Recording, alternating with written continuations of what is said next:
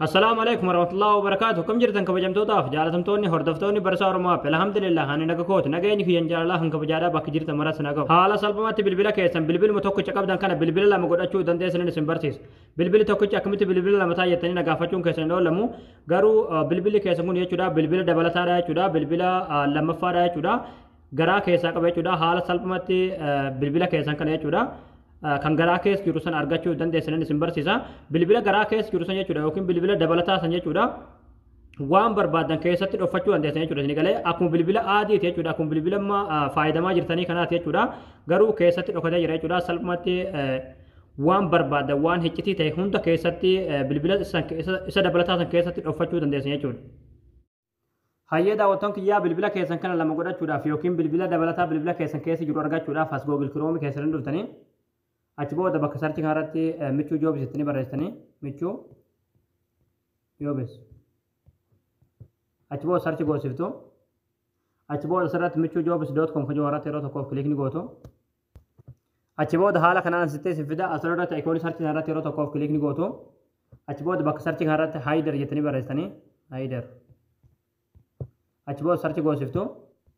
achi booda haala kanaan suuraa kana isinii fida suuraa kanarratti yeroo tokkoof kilikni gootu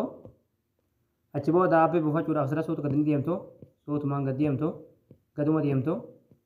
deemtu malleedha asirratti aappii as tuqaa buufadhaa kan jalatti daawunlood kan jettu jirti daawunlood irratti kilik gootaniiti aappii gad buufattanii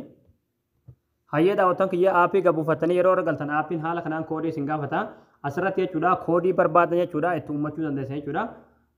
bilbila hiccitiidhaan waan ta'eef jechuudha yookiin bilbila dabalataa waan ta'eef waan hunda waan hiccitii keessan ta'e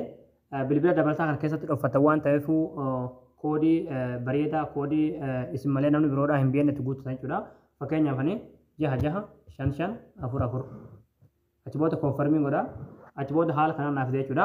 achi booda haala kanaan asitti isin fide jechuudha ammallee koodii san itti guutan jechuudha koodii asilatti itti guute 66444 hayyee daawwattoon kiyyaa kinoo haaluma asirratti amma argaartan kanaa jechuudha bilbili dabalataa bilbila keessan keessa jiru haala kanaan isiniif banama jechuudha as keessatti jechuudha waan barbaadan jechuudha iccitii keessan hunda as keessatti dhofachuu dandeessan jechuudha bilbila keessan normaalitti deebi'uu barbaadan immoo asuma dhootanii deebitan jechuudha isinii galee bilbila dabalataa sana yookiin bilbila lammaffaa keessa sanarra galuu yoo barbaadan immoo aappicharratti kilikni gootanii achi booda koodii sanitti guutan jechuudha haala kanaan achi booda haala kanaan alaatul bilbila dabalataa sanarra sin gashee jechuudha akkuma asirratti isin jee waan barbaadan keessatti dhofachuu dandeessan jechuudha bilbila dabalataa keessan lammaffaa waan ta'eef jechuudha bilbila normaalii keessan deebi'uudhaaf immoo asuma dhootanii alaatul normaalii keessanitti deebisan jechuudha isin galee